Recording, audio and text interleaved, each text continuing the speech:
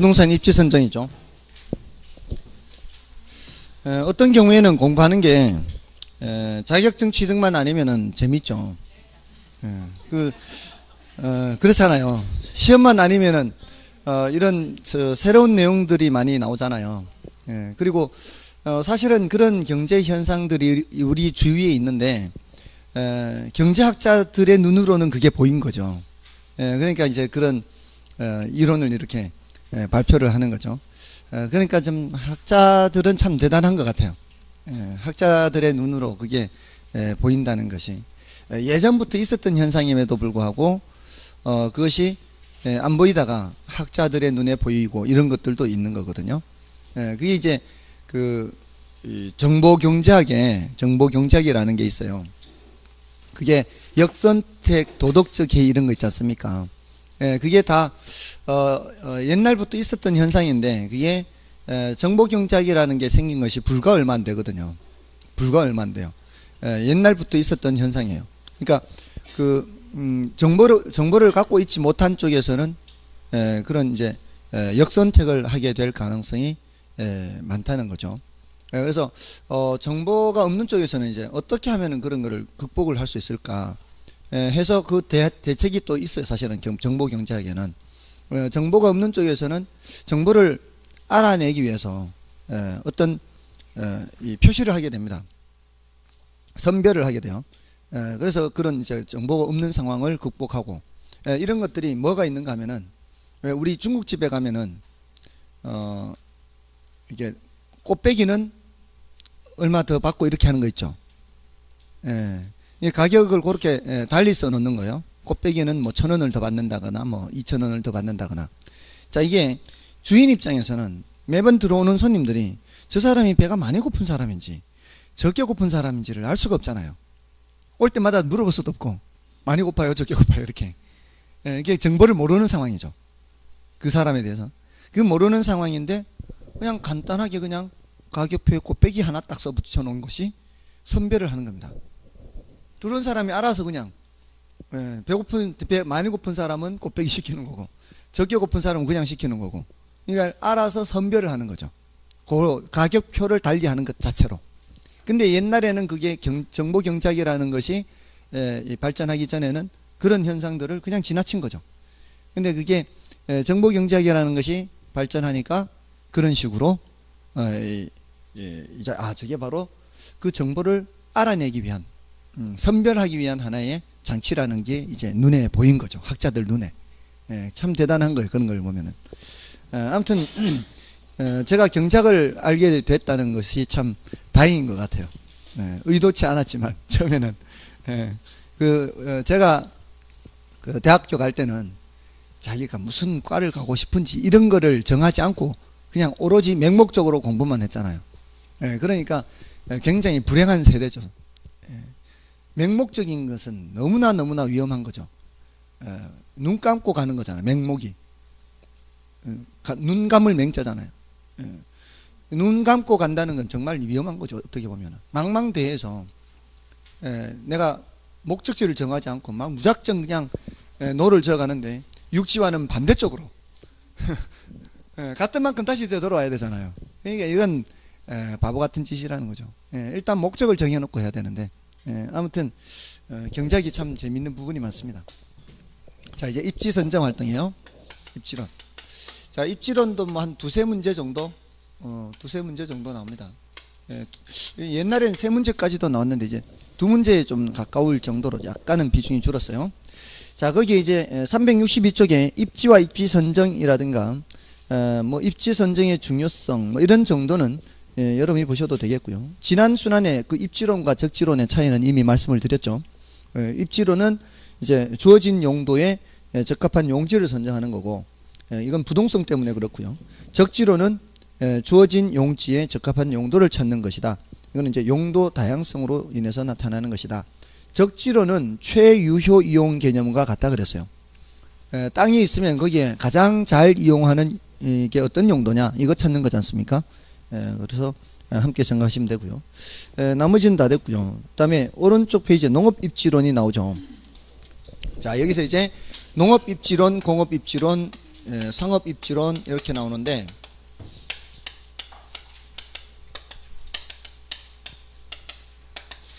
제일 중요한 거는 상업입지론입니다. 그 다음에 공업입지론. 공업입지론은 한 10분의 2, 3 정도밖에 안 돼요. 10분의 2에서 10분의 3. 농업입지는 거의 안 나온다 이렇게 보시면 돼요. 사실 근데 이 농업입지론은 앞에 T낸의 위치지대 있죠. T낸의 위치지대와 같은 내용이에요. 그래서 여기서 이제 여기는 거의 해마다 출제된다고 봐야 돼요. 상업입지론은. 자, 이 농업입지론은 T낸의 위치지대를 다시 한번 말씀을 드리는데, 아까 그 알론서라는 학자의 입찰지대 있거든요. 입찰지대. 알론서라는 사람이 주장했는데, 그 입찰지대는 위치지대론을 도시토지에 이용했다 그랬잖아요. 근데 원래 이 T낸이 이 이론을 주장할 때 이런 선을 그었어요. 이렇게 이런 선을 T낸의 위치지대론에서. 이 선이 뭔가 하면은 한계지대곡선이라는 거예요. 한계지대곡선에서, 이것도 이제 한계지대곡선이죠. 어떤 농업이냐에 따라 달라지는데, 지대를 계산할 때 아까 공식이 어떻게 됐죠? 매상고에서 생산비를 빼고 뭐도 빼죠? 수송비도 빼잖아요. 이거 계산 문제로도 나온 적 있어요. 이렇게 이렇게 하면 뭐가 남아요? 지대, 이윤이 남잖아요. 이게 잉여죠, 잉여. 남는데, 이게 이제 일정하다고 보고요. 뭐만 다르다고 보는 거예요. 거리만 다르다고 보는 거죠. 거리와 단위당 수송비.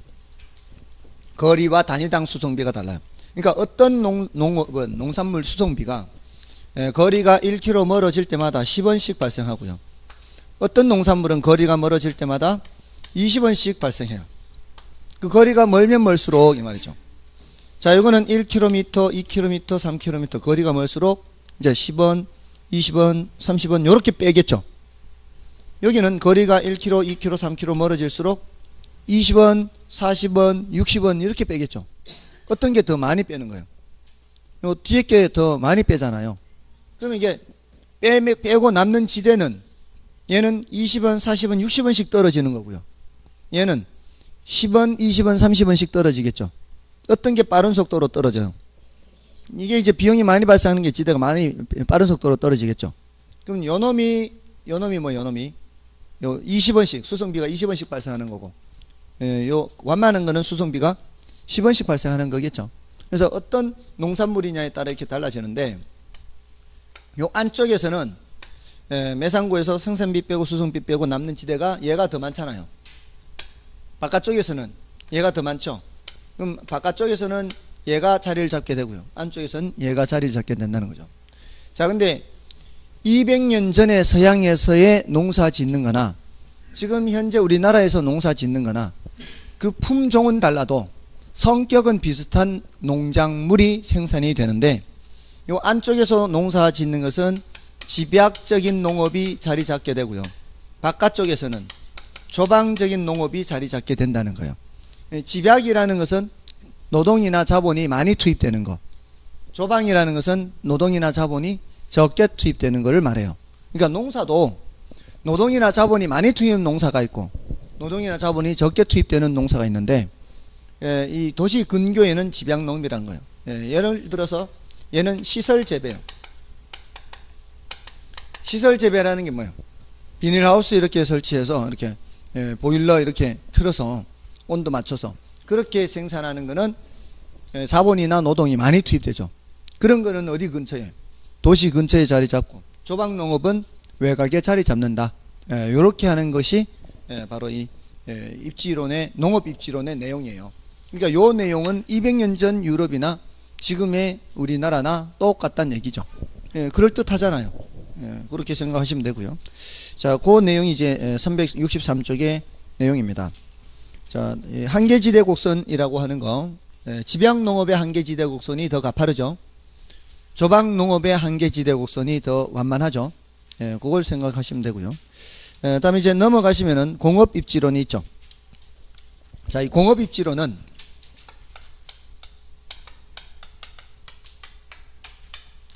베버의 최소 비용 이론이요. 베버의 최소 비용.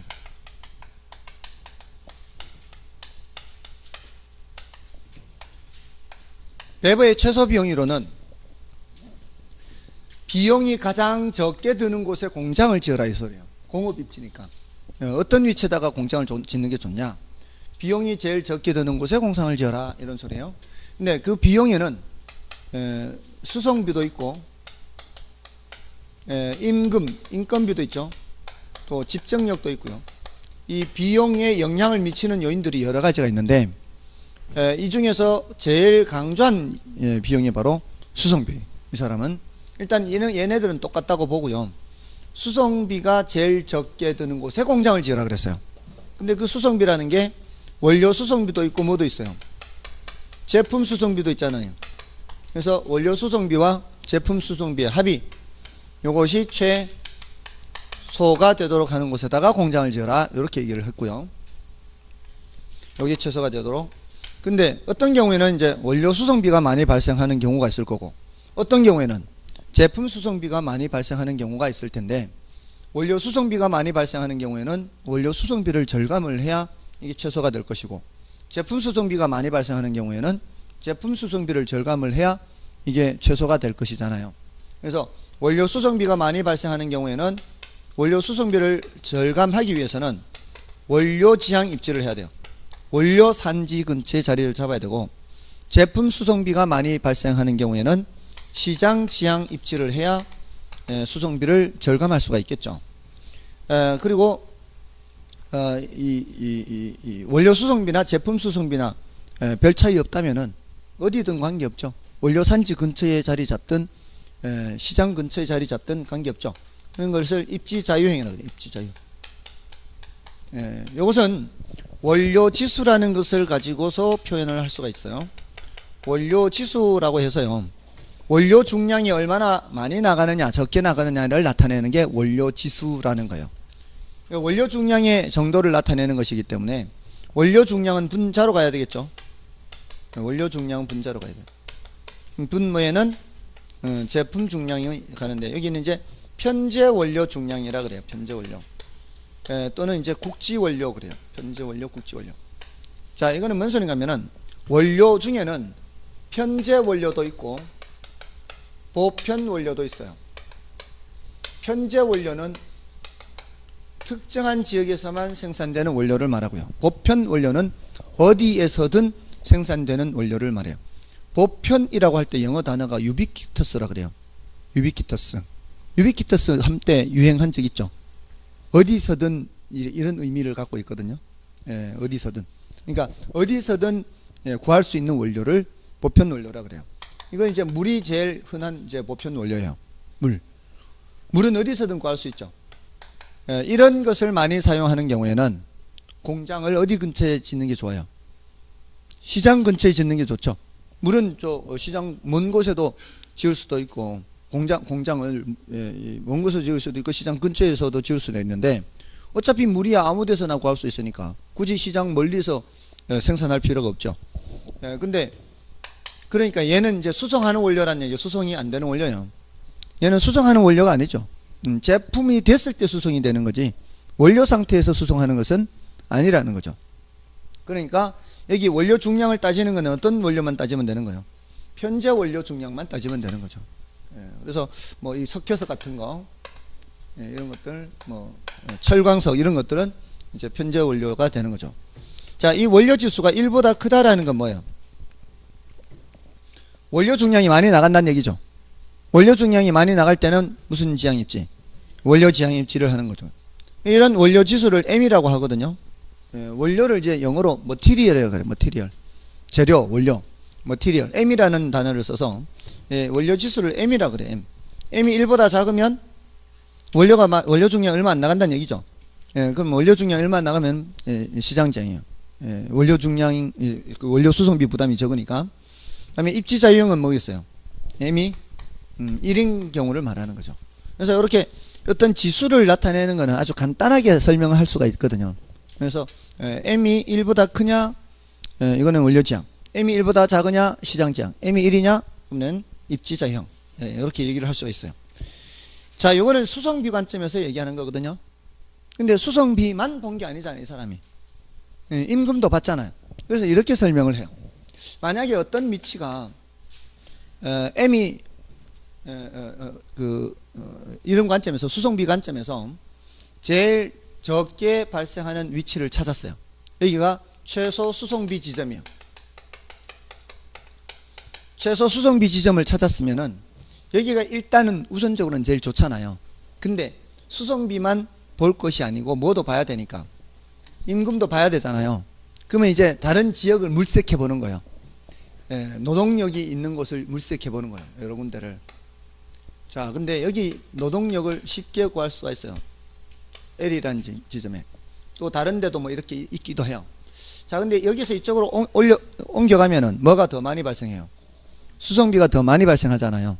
근데 수송비가 더 많이 발생하더라도 임금을 더 많이 줄일 수 있다면 이쪽으로 옮기는 게 괜찮지 않나요? 그래서 이 사람은 이 최소 수송비를 찾은 후에 이렇게 이제 이런 이제 저거를 찾아요. 등비용선. 그러니까 이 지점에서 요렇게 멀어지면은 비용이 10원 더 발생해요. 수송비가.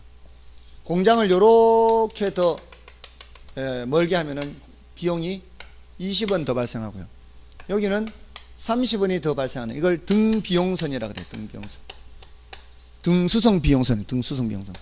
수송비가 더 많이 발생하는 똑같이 발생해요. 여기든 다 20원만큼 비용이 더 발생해요. 자, 이거는 30원이잖아요. 근데 요 지점으로 옮겼을 때 노동비를 30원 절감을 할 수 있다면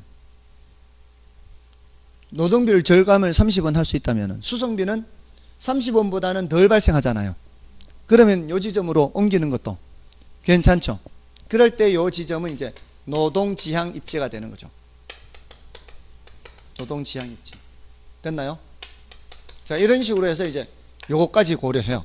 임금도 고려해요. 1차적으로는 뭐를 고려하지만 수송비를 고려하지만 이 수송비보다 수송비 늘어나는 것보다 노동비용을 절감시킬 수 있다면 그쪽으로 가는 거죠.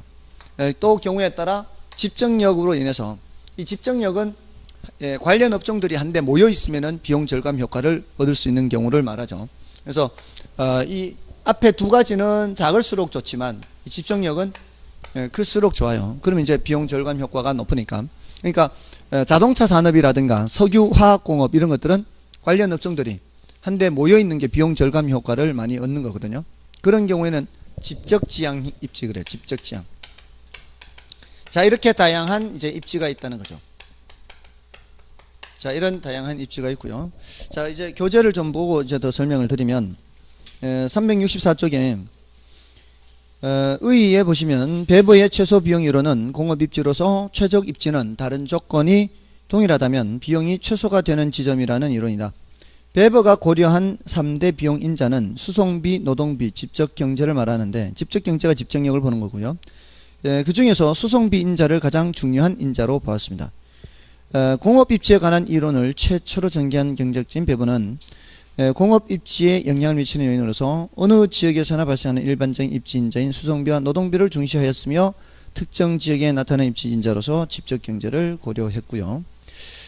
다음에 그 원리를 보시면 밑에 그 배버의 최소 비용 이론은 여러 비용 항목 중에서 수송비를 가장 중시하여 공업의 최적 입지는 최소 수송비 지점이며 최소 수송비 지점은 원료 수송비와 제품 수송비 합이 최소인 지점이다. 자, 앞에 다 말씀을 드렸고요. 그 나머지 이제 수송비는 원료와 제품의 무게, 원료와 제품이 수송된 거래에 따라 결정되는 원칙을 적용해서 이론을 전개하고 있다. 다음에 반가로 2번 아까 말씀을 드렸으니까 여러분들이 확인하시고요. 다음에 반가로 3번에 이제 조금 전에 말씀드렸던 원료 지수가 있죠. 그 원료 지수 M이 이제 1보다 크면 아까 원료 지향, 1보다 작으면 시장 지향이 하는데 그 입지 중량이라는 용어가 있죠. 요거는 좀 중요도가 원료 지수보다는 좀 낮아요. 근데 참고로 알아두시는데 차이점이 뭐예요? 분자에 제품 중량이 하나 더 있죠. 요것은 이 값이 M이 1일 때는 요 입지 중량은 2가 돼요. 얘가 1보다 크면 입지 중량은 2보다 크고요. 얘가 1보다 작으면 얘는 2보다 작은 거예요. 그러니까 입지 중량은 그냥 숫자 하나 차이라 숫자 1만큼이 차이가 난다. 이렇게만 기억하시면 되겠고요. 중요한 거는 더 중요한 거는 원료주스입니다. 다음에 이제 괄호 3번의 오른쪽 페이지에 노동지향 입지, 직접지향 입지. 자, 요거는 이제 여러분들이 확인하시면 되고요. 다음에 가로 5번에 구체적인 예들이 있죠. 공업 입지 형태의 예. 자, 이거는 이제 암기하는 게 아니고요. 한번 읽어만 보겠습니다. 원료지향 입지에서 최종 제품은 값이 비싸고 소량이 되는 중량 감소 산업. 자, 중량 감소 산업이라는 게 원료 무게가 많이 나간다는 얘기죠. 그래서 점점 폐기물이 발생하니까 중량이 점점 줄어드는 거예요. 그거는 원료지향 해야 되고요. 그 다음에 아까 편제 원료를 많이 사용한다 그랬잖아요. 이것도 원료지향이고요. 그 다음에 원료 수송비가 상대적으로 비싼 경우. 자, 이것도 마찬가지 원료지향. 그 다음에 원료 생산지에 입체해 생산을 하는 산업. 이건 뭐 당연한 얘기고요. 그 다음에 원료 부패성이 심한 물품을 생산하는 공장이에요. 원료가 부패가 잘 돼요. 그럼 빨리 부패하기 전에 가공을 해야 되죠. 어떤 게 있을까요?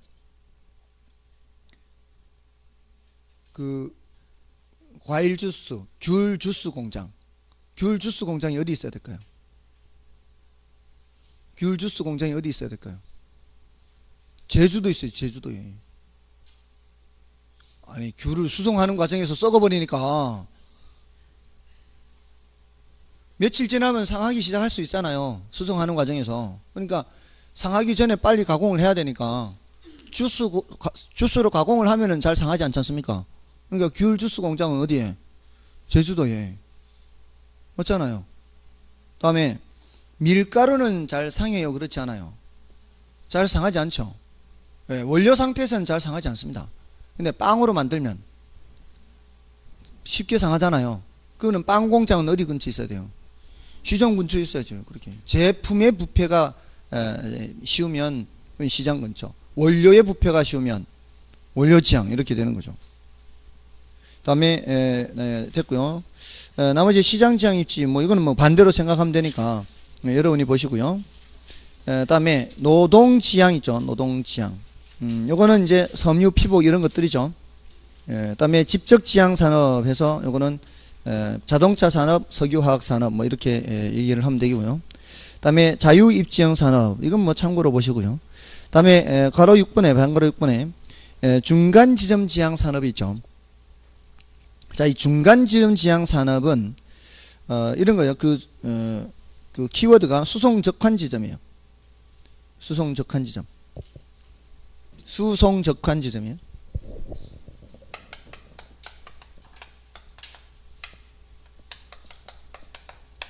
이건 이제 옮겨 싣는 거예요. 옮겨 싣는 거. 옮겨 싣는 곳은 이제 육로 운송에서 해상 운송으로 가거나 해상 운송에서 이걸 육상 해상 이렇게 바뀌잖아요. 바뀌는 곳에 이 수송 수단이 바뀌는 곳이 좋다는 거죠. 또는 철도 수송에서 도로 수송으로 바뀌거나 도로 수송에서 철도 수송으로 바뀌거나 이렇게 바뀌는 곳이 좋다는 거죠. 그죠? 그러니까 우리나라는 자원이 지하 자원이 많지 않아서 외국에서 지하 자원을 수입해서 그를 가공을 해서 수출을 하는 이런 산업이 발전했잖아요. 이걸 무슨 무역이라 그러죠? 가공무역이라고 하죠. 가공무역. 가공을 해서 팔아야 되니까 우리나라는 공장이 어디 근처에 많아요? 바닷가에 많죠. 그래야 바로 거기에서 원료 수송해 와서 내려놓고 거기서 바로 가공해서 이제 팔아야 되니까 수출해야 되니까. 또 철도 도로 이런 것도 마찬가지죠. 이런 게 어떤 게 있을까요? 지금은 잘 볼 수 없는데 연탄 공장. 옛날에 연탄 공장은 많은 경우 거의 대부분이 기차역 옆에 있어요. 기차역 옆에. 지금 제가 연식이 많이 됐고 여기 이제 연식이 안 된 분들이 많으셔서 본 적이 별로 없는 것 같아요. 젊은 친구들은 연탄 공장 본 적이 별로 없죠. 연탄 공장이 다 기차역 옆에 있어요. 기차에 이제 수송을 하잖아요. 수송을 하면은 여기 이제 이렇게 이제 부려 놓잖아요. 여기를 부려 놓으면 그 바로 옆에다가 공장을 지어야 되겠죠. 바로 옆에다 이제 연탄 공장을 지어야 여기서 바로 컨베이어 벨트로 바로 해가지고 생산해서 연탄으로 찍어서 팔죠. 만약에 공장이 떨어져 있으면 어떻게 해요? 여기까지 다시 또 이제 실어 와야 되잖아요. 그래서 대부분의 경우는 바로 이 연탄 공장은 기차역 바로 옆에 있어요. 대부분의 경우. 여기 지금도 연탄 공장이 분명히 있을 텐데 대전에도 있나요? 조치원에는 제가 봤어요. 회덕 쪽에 있었었나요? 지금도 있나요? 그 지금 조치원에는 연탄 공장 지금도 있어요. 바로 기차역 담장 옆에. 지나가면서 봤어요. 봤어요. 그런 거 보면 이제 저는 옛날 생각이 나서 어릴 때 많이 봤거든요. 그리고 제 고향이 경북 영주예요. 거기는 철도 교통의 요충지예요.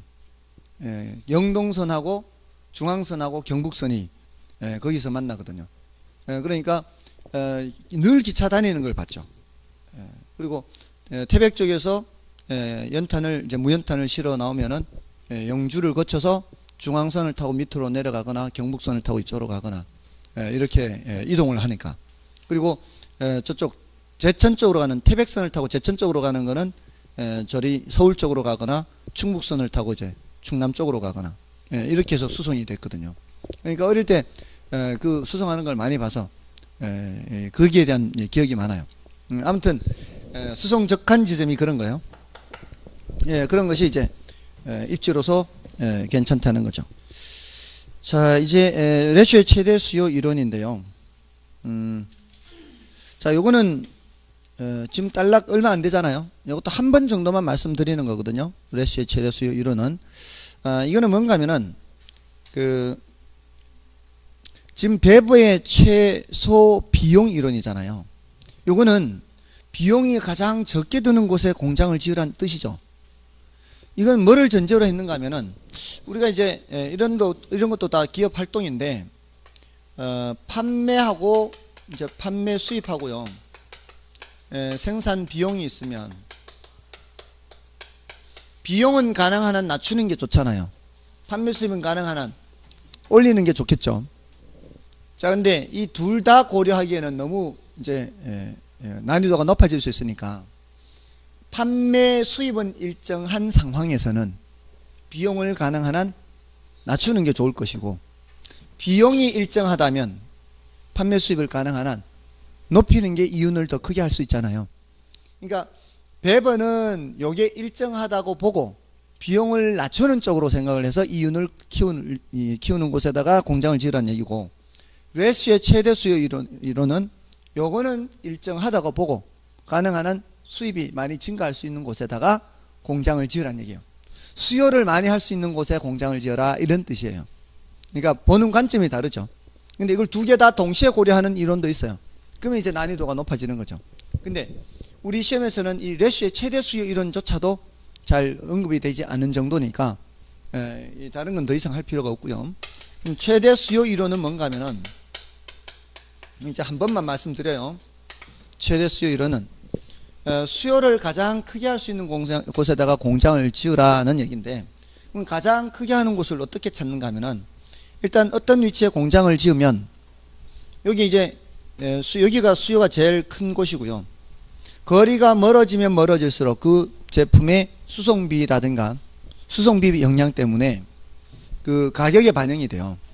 그 가격에 반영이 되겠죠. 거리가 멀면 멀수록 수송비가 발생하게 되면, 그러면은 거리가 멀수록 수요는 점점 어떻게 돼요? 수요가 점점 줄겠죠. 수요가 점점 줄 겁니다. 수요가 점점 줄어요.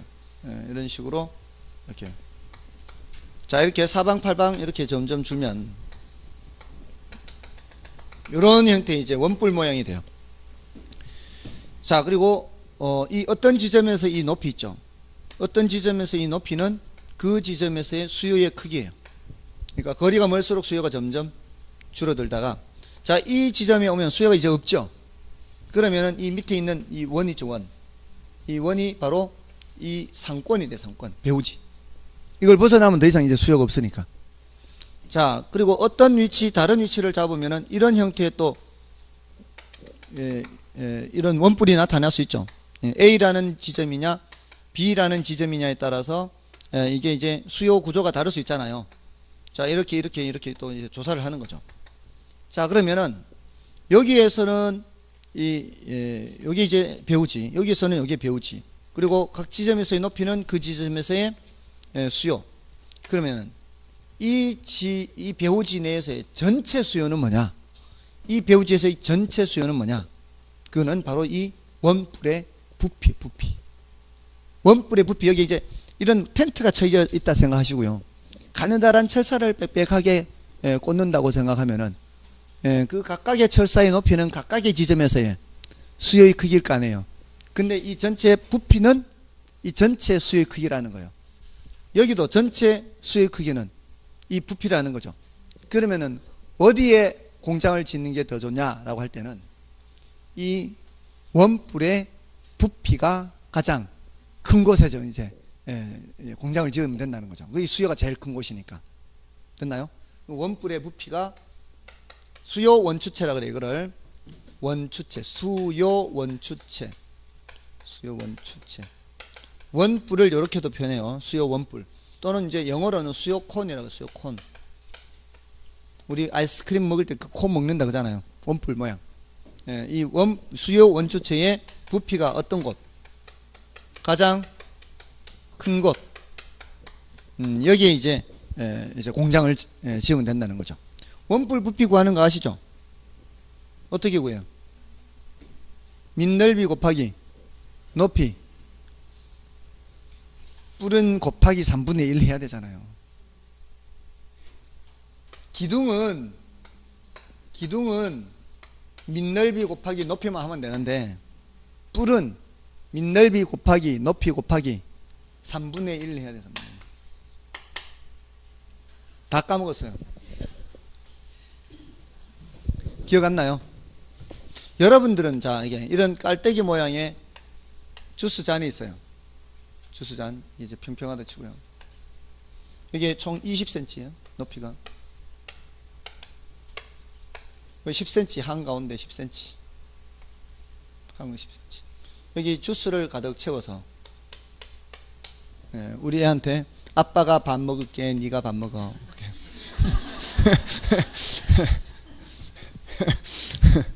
이게 어느 정도 될까요? 요게 3분의 1 정도?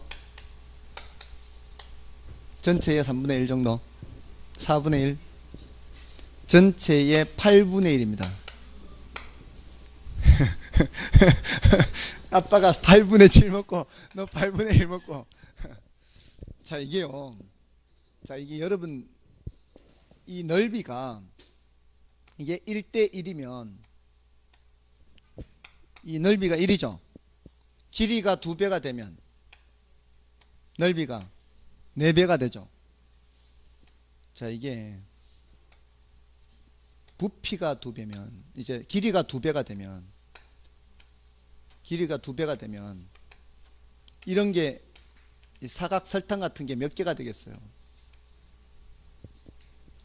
8개죠. 8개. 앞에 하나 둘 셋 넷, 뒤에 하나 둘 셋 넷.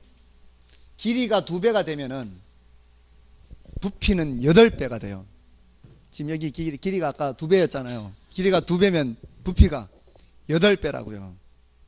그러니까 그 중에 각설탕 한 개 주고 나머지는 다 이제 내가 먹는 셈이나 똑같다고요. 그러니까 육안으로 보기에 조금 더 커 보이는 게 부피는 엄청 크다고요. 그러니까 수박이 5,000원짜리하고 만원짜리가 얼마 차이 안 나 보여요. 크기가 얼마 차이 안 나 보이지만 실제로는 부피가 그만큼 2배가 돼요. 넘습니다. 오히려 어떤 경우는. 그러니까 이 과일은 큰 게 더 좋아요.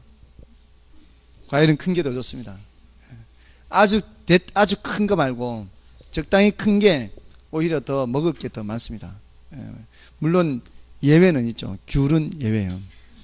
귤은 3호나 4호가 제일 좋아요. 귤은 좀 작은 게 좋고 맛있고 더 맛있고. 근데 사과는 적당하게 큰 게 껍질을 깎아도 그렇고 속에 그 버리는 거 생각해도 조금 더 큰 게 양이 더 많습니다. 아무튼 레시의 최대 수요 이론은 그렇습니다. 공장을 어디에다 지어야 된다? 수요를 가장 크게 할 수 있는 곳, 그 시장 확대 가능성이라고 표현되어 있죠. 우리 저기에는 시장 확대 가능성이 가장 풍부한 곳에 이루어져야 한다. 이렇게 됐죠? 좀 시간이 애매합니다. 지금 상업 입지론을 그죠? 그래서 요거는 다음 주에 하겠습니다. 이건 다음 주에 하겠습니다. 자, 집에 가서 복습 좀 하십시오. S였습니다. 다음 주에 뵙겠습니다. 감사합니다.